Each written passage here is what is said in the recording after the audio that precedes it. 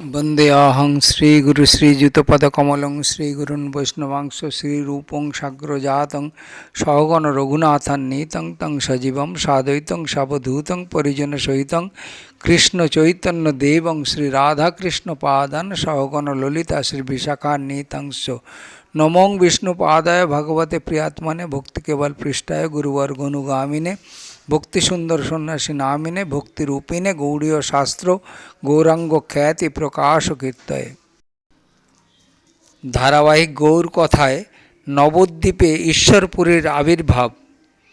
के ईश्वरपुरी? पूर्वाश्रम कामारहाटी राड़ीर ब्राह्मण, आर किछु परिचय नेই। आछे महाप्रेम निकेतन माधवेंद्रपुरीर शिष्य। के माधवेंद्रपुरी? চেনো না তাকে? মাধবেন্দ্রপুরী তো লৌকিক লীলায় শ্রী গৌরাঙ্গের পরম গুরু, থাকবার স্থায়ী কোনো স্থান নেই। তীর্থে তীর্থে ঘুরে বেড়ায় মাধবেন্দ্র আচার্য। অযাচিতভাবে ফল দুধ পেলে তবে খায়, নচেত নিরম্ব উপবাস করে থাকে। ব্রজমণ্ডলে এসেছে মাধবেন্দ্র। গোবর্ধন প্রদক্ষিণ করে সন্ধে বসেছে গোবিন্দকুণ্ডের ধারে। আপনা আপনি কিছু জোটেনি, তাই রয়েছে অনাহারে। না জুটুক বসে বসে নাম কীর্তন তো করি। কোথা থেকে এক গোপ বালক এসে হাজির। বললে, আমি এই গ্রামেই থাকি, আমি অযাচকদের খাবার জোটাই। এই নাও, এক ভাঁড় দুধ এনেছি তোমার জন্যে, নাও খেয়ে ফেলো। ভাঁড় আমি পরে এসে নিয়ে যাব। কি মিষ্টি দুধ!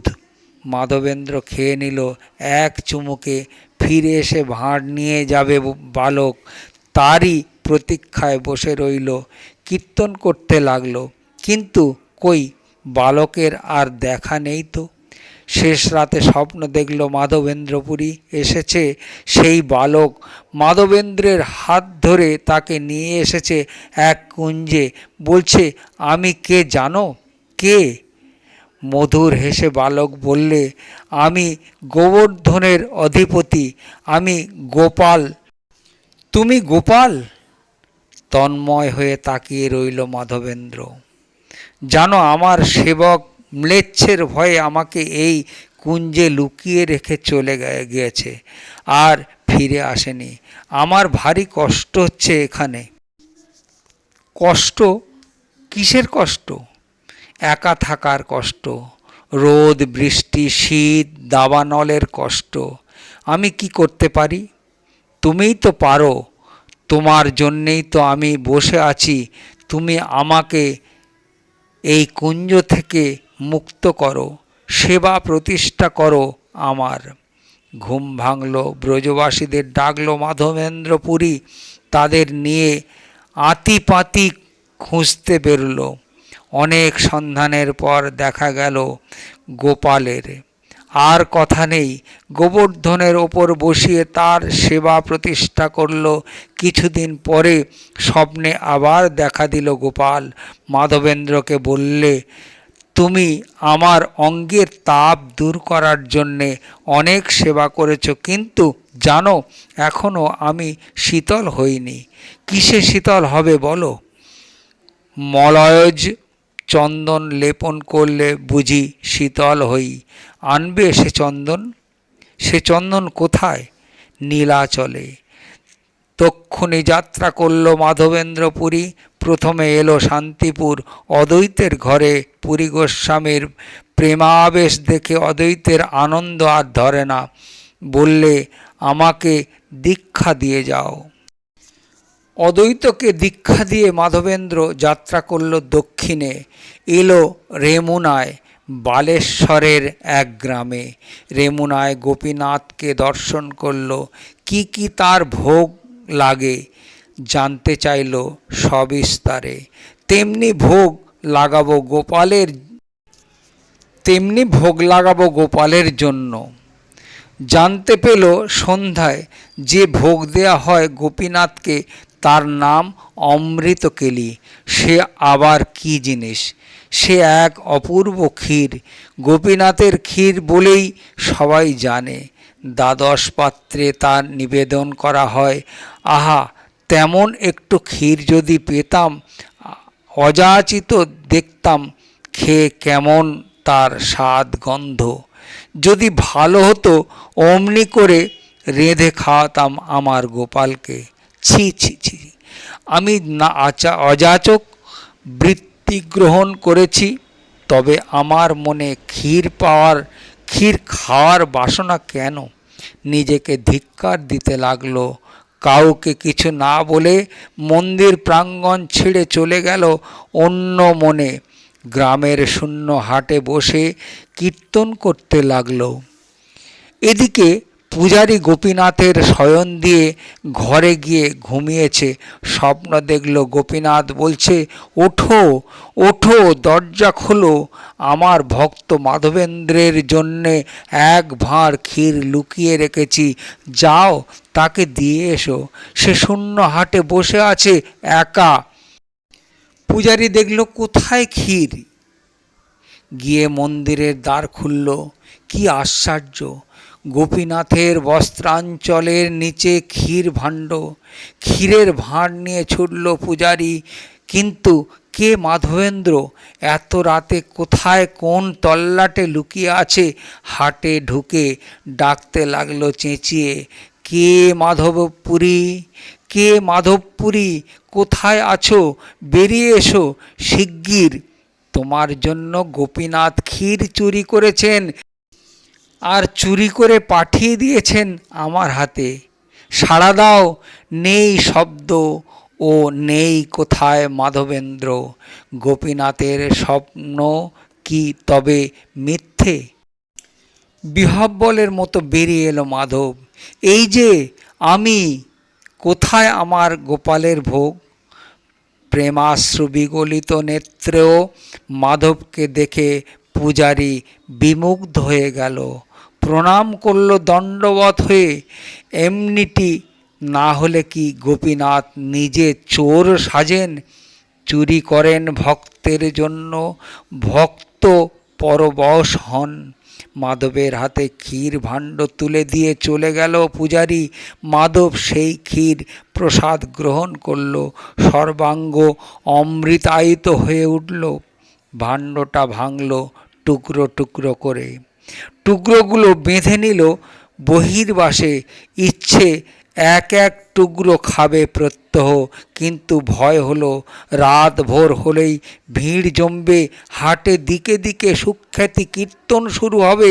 পূজারী কি ঢ্যাঁড়া পিটতে বাকি রাখবে? সবচেয়ে ভয় আর কিছু নয়, প্রতিষ্ঠার ভক্তির শত্রুই হলো খ্যাতি।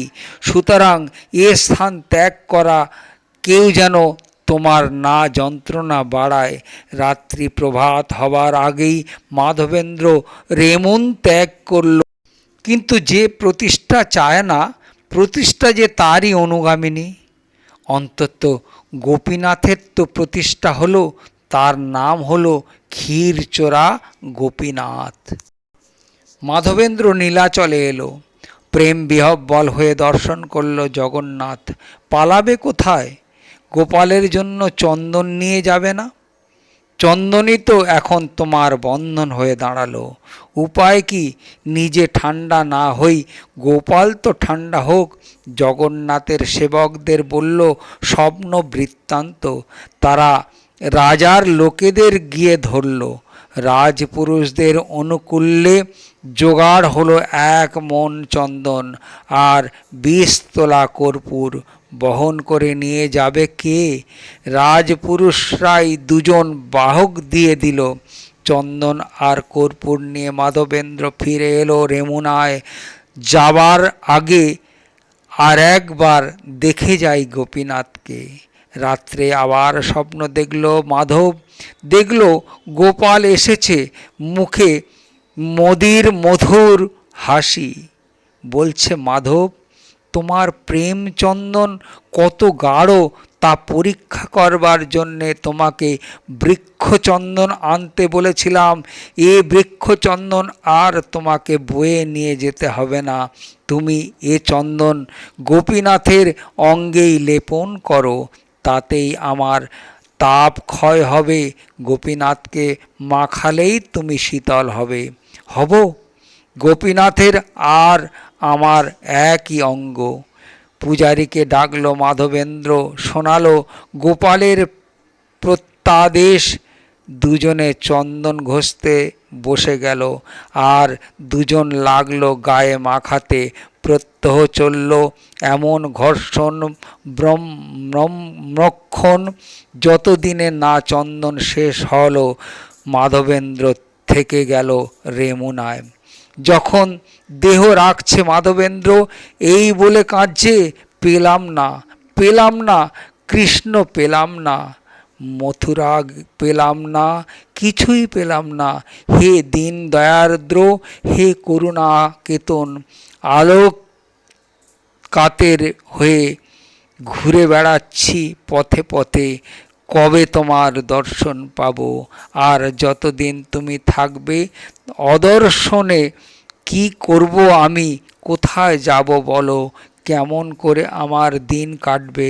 সেই মাধবেন্দ্রের আশীর্বাদ ধন্য ঈশ্বর সর্বদা কৃষ্ণ প্রেম মাতোয়ারা একখানা আবার কাব্যগ্রন্থ লিখেছে, নাম শ্রীকৃষ্ণ লীলামৃত। চাদরের নিচে সব সময় রয়েছে সে পুঁথি, অন্তরে বাহিরে সর্বত্র অক্ষর কৃষ্ণ স্পর্শ। অলক্ষিতে আছে নবদ্বীপে, আর কেউ না পারুক চিনতে পেরেছে গৌরহরি, অন্তত ভক্ত বলে চিনতে পেরেছে। কৃপা সুধা সরিত শ্রী গৌরাঙ্গ নদীর জল যখন কুল ছাপিয়ে উঠে এসেছে পরের পাড়ে, তখন কি হয়? সমস্ত মাঠ জলে ভেসে যায়, ডুবে যায়, কিন্তু কতক্ষণ দাঁড়ায়? জল কোথায় দাঁড়ায়? যেসব জায়গা উঁচু বা সমতল সেখানে দাঁড়ায় না, সেখানে থেকে সরে পড়ে আস্তে আস্তে। কিন্তু যে জায়গা নিচু, যে জায়গার গর্ত বা খোদল, সেখানেই জল দাঁড়ায়, সেখানেই জল জমে। গৌর কৃপা সর্বত্র সমানভাবে বর্ষিত হচ্ছে, কিন্তু অভিমানের স্ফীতি বা অহংকার ঔদ্ধত্যতাকে ধরে রাখতে পারছে না। ধরে রাখতে পারছে না কে? ধরে রাখতে পারছে না শূন্যতা, দীনতা, নিরভিমানতা। এ নয় যে ভগবান শুধু ভক্তকেই কৃপা করেন। ভগবানের কৃপা অবিচ্ছিন্ন প্রবাহ, নিরন্তর তার বর্ষণ হচ্ছে সর্বত্র। ভক্তই একমাত্র পাত্র যার মধ্যে কৃপা থাকতে পারে, জমতে পারে। যেমন গর্তের মধ্যে বৃষ্টির জল, তেমনি ভক্তির মধ্যে, দৈন্যের মধ্যে, অহংকার শূন্যতার মধ্যে ভগবানের কৃপা। পড়িয়ে ফিরছে একদিন নিমাই, পথে ঈশ্বরপুরীর সঙ্গে দেখা। দ্বিধাকুণ্ঠা নেই, ঈশ্বরকে প্রণাম করল নিমাই। তুমি কে? জিজ্ঞেস করল ঈশ্বরপুরী। আমি নিমাই। কোন নিমাই? পড়ুয়াদের পুঁথি পড়াই আমি নিমাই পণ্ডিত। তুমি? কত নাম ডাক শুনেছি। সেই লোক চোখের সামনে ঈশ্বর নির্নিমেষ তাকিয়ে রইল। তাই সিদ্ধ পুরুষের মতো তোমার এমন পরম গম্ভীর শরীর, এমন প্রেম পরিপূর্ণ চোখ। আপনি? আমি এক কৃষ্ণ কথক। কৃষ্ণ প্রস্তাবই আমার একমাত্র প্রসঙ্গ। তবে আর কথা নেই, চলুন আমাদের ঘরে, সেখানেই আজ ভিক্ষা করবেন, প্রসাদ। সবীর বন্ধ নিমন্ত্রণ করল নিমাই। তাই চলো, তোমাদের ঘরে গেলে সর্বক্ষণ বহুক্ষণ তোমাকে দেখতে পাবো চোখ ভরে। তোমার চোখের দৃষ্টি তো আমার পরম প্রসাদ। ধারাবাহিক গৌর কথা, ঈশ্বরপুরের নবদ্বীপে আগমন এই পর্যন্ত। পরবর্তী লীলা পরবর্তী ভিডিওতে আস্বাদন করুন।